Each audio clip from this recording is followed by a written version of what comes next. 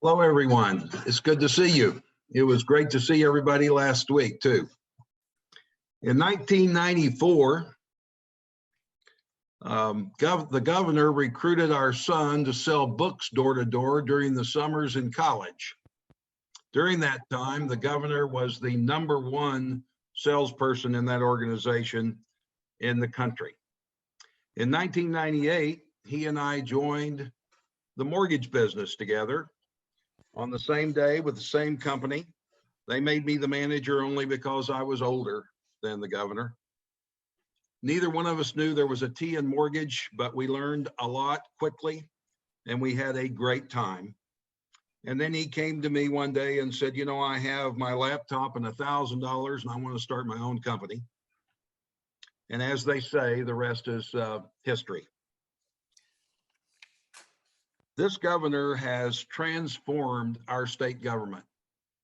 If you look at the resumes of the men and women that have joined him to lead this state, it is absolutely amazing. Therefore, we're seeing the efficiencies, we're seeing the savings, but we're more than that, we're seeing this government serving all Oklahomans. So now I give to you the 28th governor of the state of Oklahoma, the Honorable John Kevin Stitt. Thank you. Thanks so much, Chuck. I really appreciate that. And you were made the manager because you were much smarter and better looking and a better loan officer than myself. But I learned a lot from you, and those are super fond memories.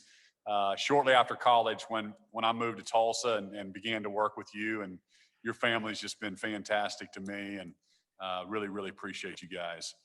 But man, it's great to be back with my Tulsa friends and the Rotary Club. So appreciative of what this community does, you know, especially the Rotary Club and how you give back to different civic organizations. I was just telling one of my young staffers here about how the Rotary was responsible for eradicating polio across the entire world, and what great philanthropic efforts you guys do. So just hats off to you as well.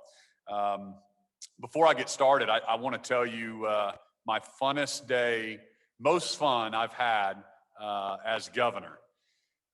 It was during the pandemic. It happened a couple months ago, but during the pandemic, Colorado was closed down. Their governor had chose a different approach than we did in Oklahoma. We've been fully reopened since last June 1st, one of the first states to do that.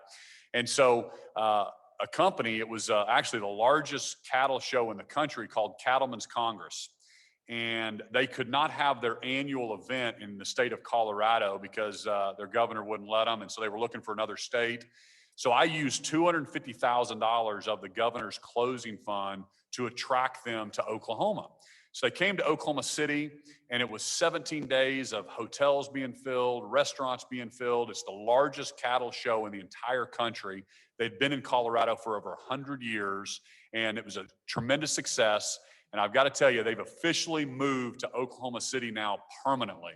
So it's a great deal. I'm so excited.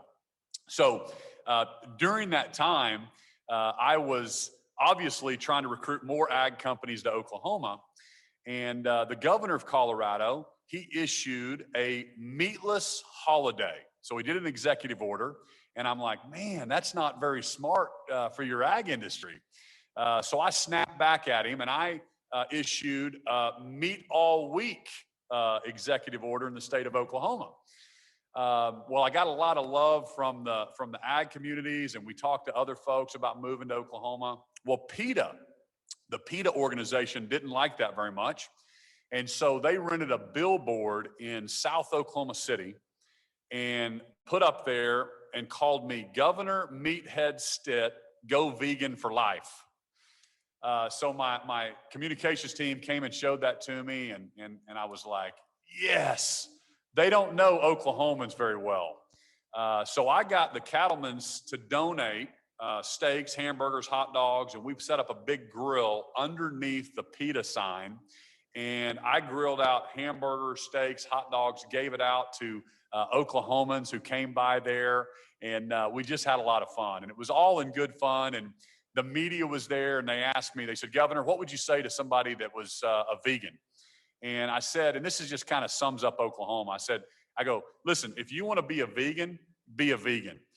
Where we have a problem in Oklahoma is you trying to tell us we can't have a hamburger or somebody has to do it this way or that way because we believe in freedoms and personal responsibilities in the state of Oklahoma. So that was a lot of fun. We got a lot of play with that. And I think we did that in very good taste. Last night, I was in Tulsa, and we had a community impact forum, and it was on the McGirt case. First off, you have a fantastic district attorney in Steve Kunzweiler. He was there. We had about 8 other district attorneys from Eastern Oklahoma. We had Sheriff Rigolato from Tulsa County was there, your assistant police chief from Tulsa. And basically, they had asked me to convene this meeting to give victims answers, because we are all getting tons and tons of questions from victims around the state of Oklahoma. And I'll share with you some specifics here in a second. But that was the purpose, was to help people who are victims of crimes get information about their cases. And in some cases, why their case has to be retried, or why the person is being let out of prison and can't be retried for statute of limitations purposes. So that was the purpose of it. But really, I hope you see some of the video of it, because tribal activists showed up and hijacked the event.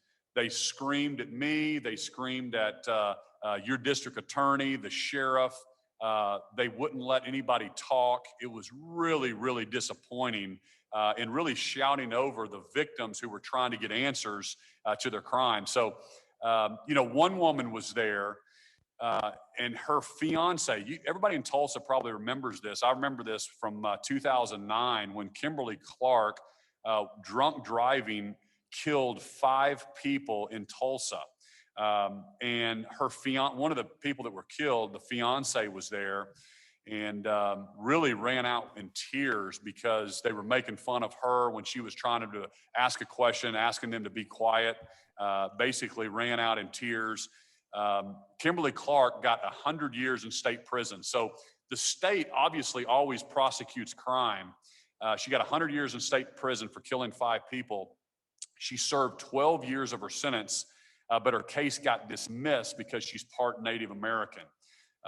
And so that is what we're getting tons of questions like that. And so that was the purpose of that forum last night, was to give them information about what's going to happen. So you have to go retry those cases either in Creek Court or federal court. In some cases, the statute of limitations have ran.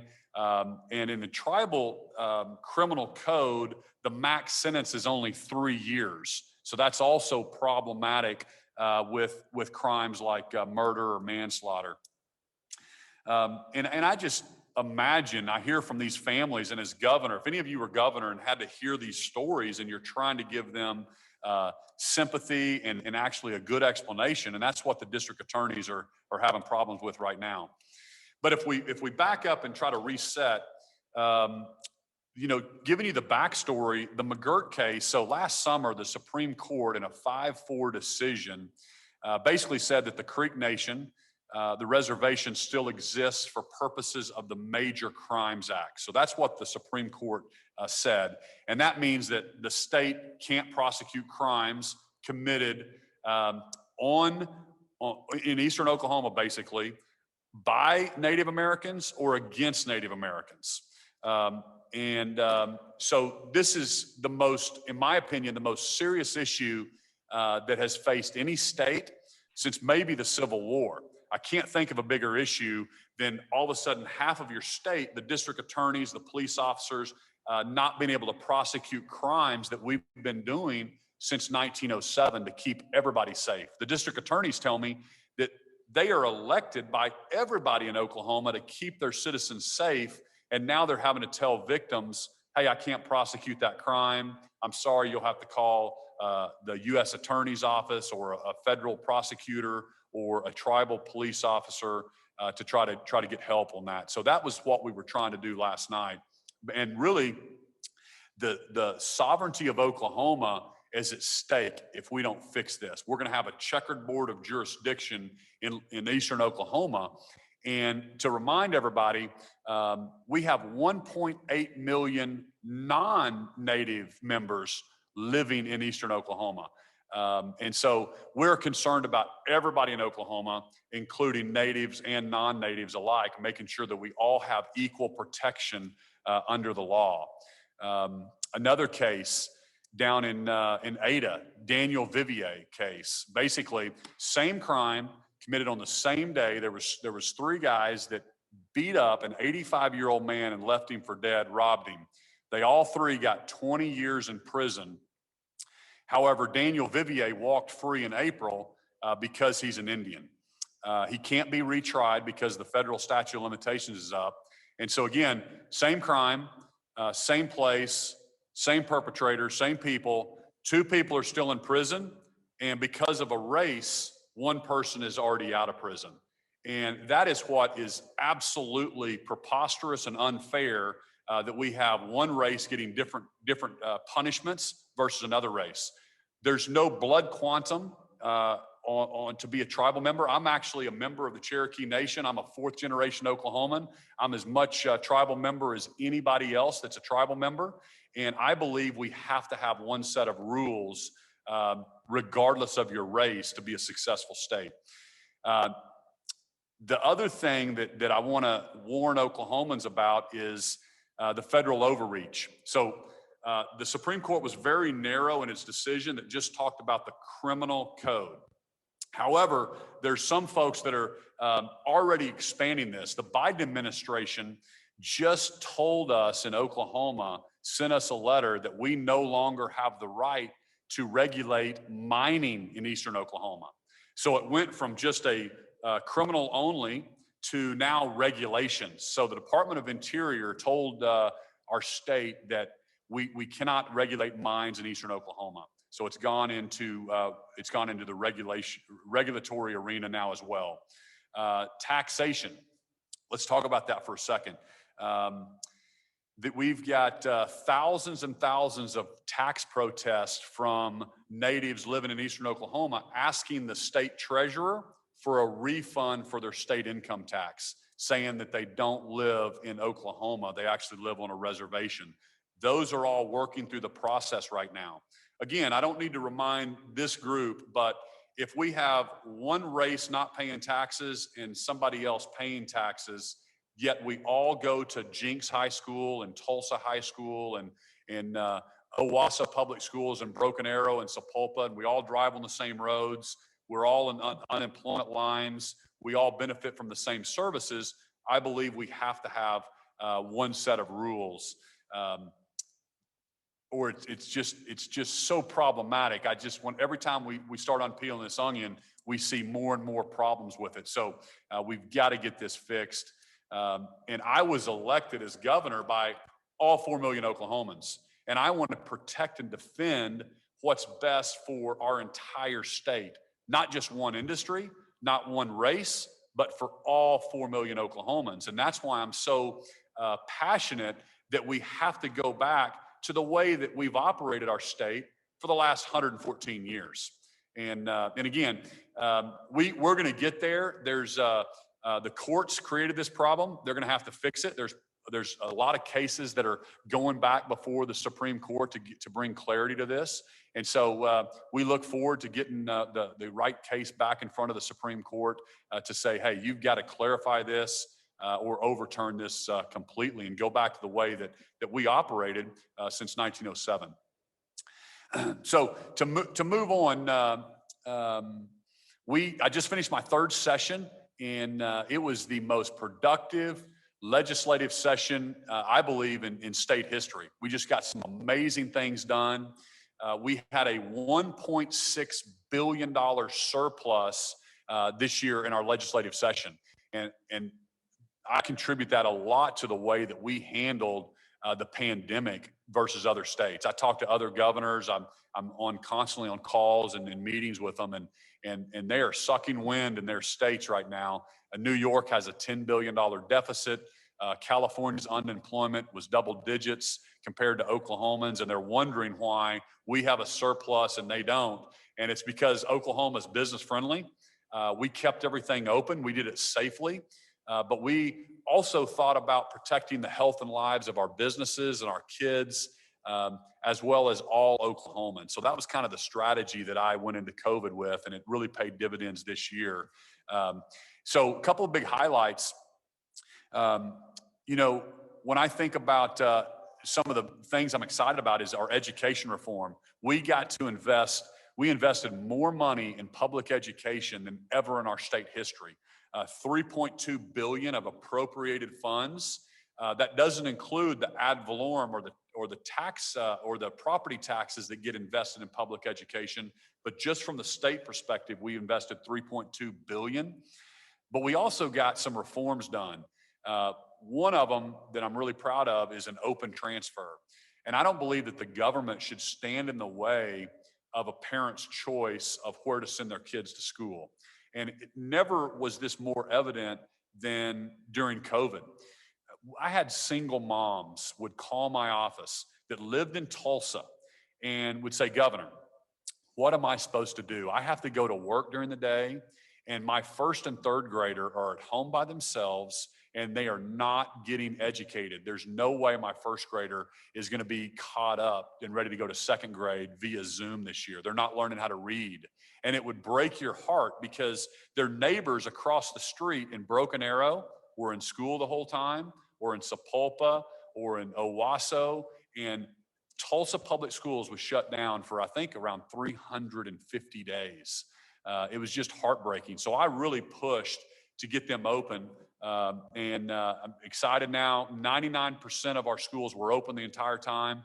Tulsa finally opened up, and I'm so happy that they did.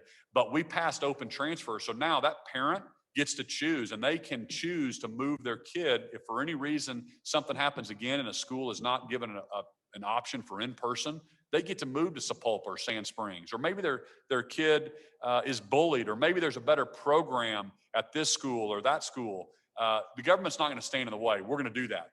My friend Jeb Bush, he really encouraged me to get this across the finish line. He said they did this in Florida 20 years ago, and it has done more for their education system and outcomes than anything they could have done, because it actually creates competition. If a parent chooses to move from a failing school, it actually makes that failing school do better. They've got smaller classrooms now. They have to reinvent themselves.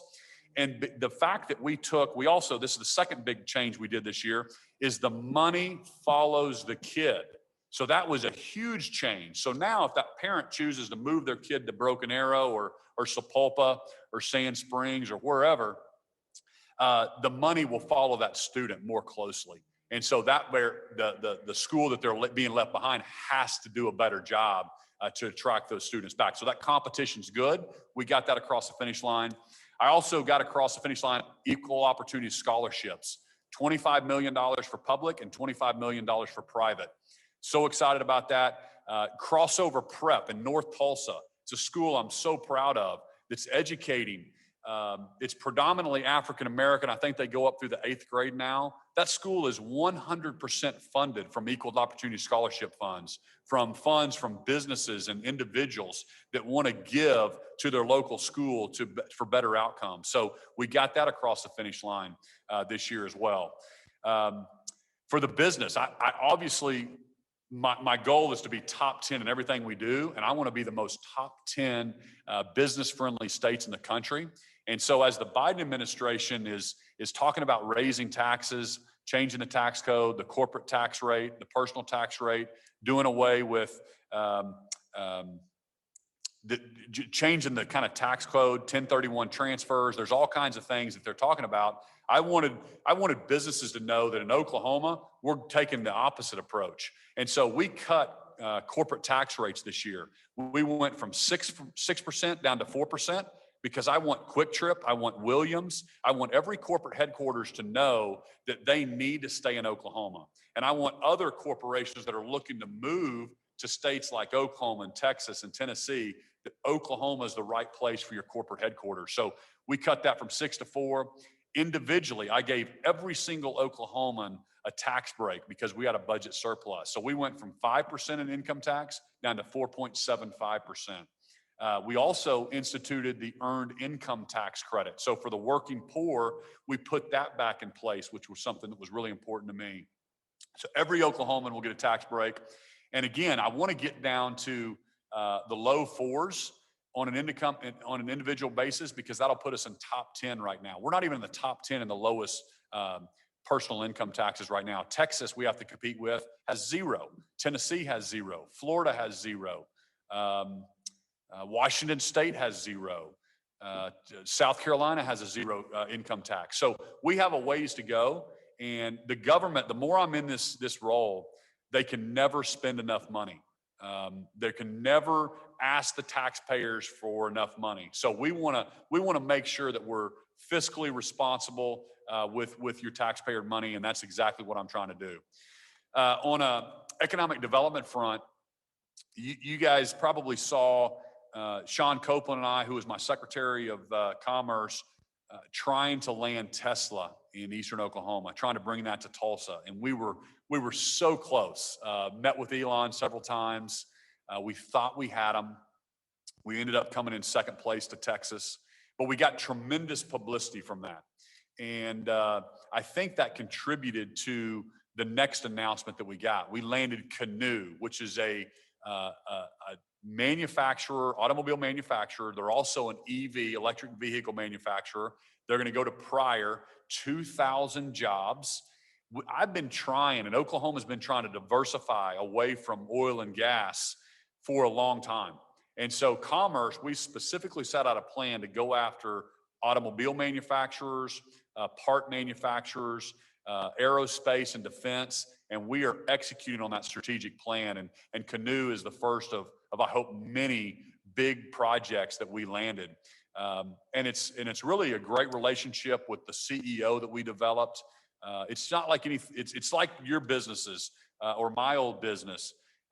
Relationships matter, and you've got to have great people. And so my new Commerce Secretary, after Copeland served his 2 years, is an Oklahoma City guy named Scott Mueller, and tremendous investor. He was a Goldman Sachs guy for 10 years. He came to Oklahoma City with Aubrey McClendon, was in the oil and gas space. And those are the type of people I'm trying to recruit to state government, is people that have been in the private sector, that know how to talk the lingo.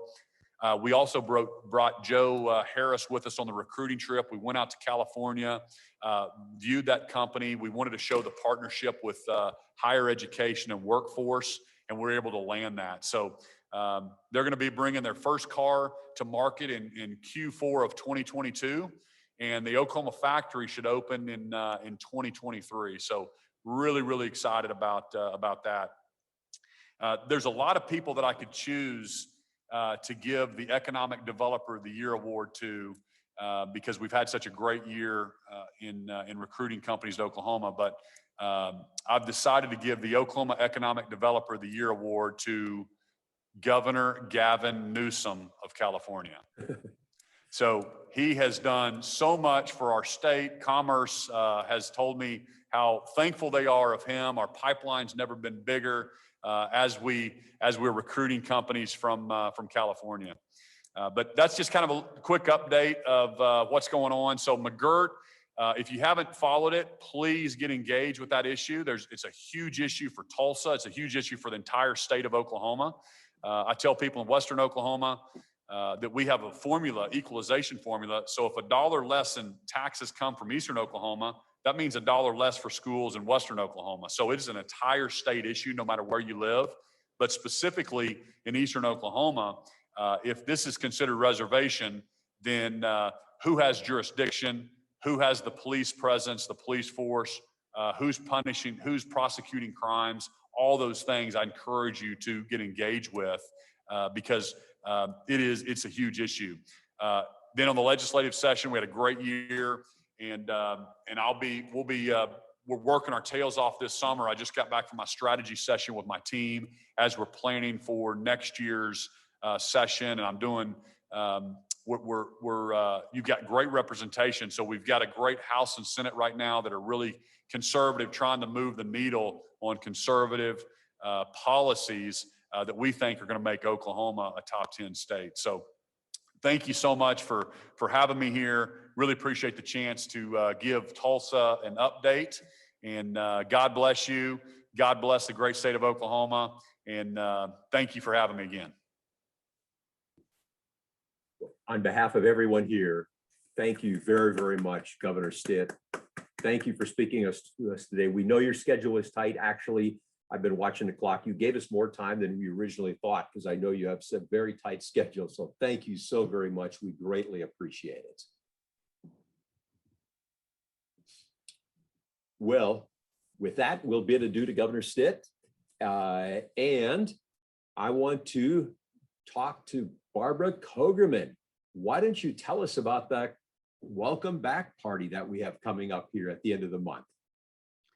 Thank you, David.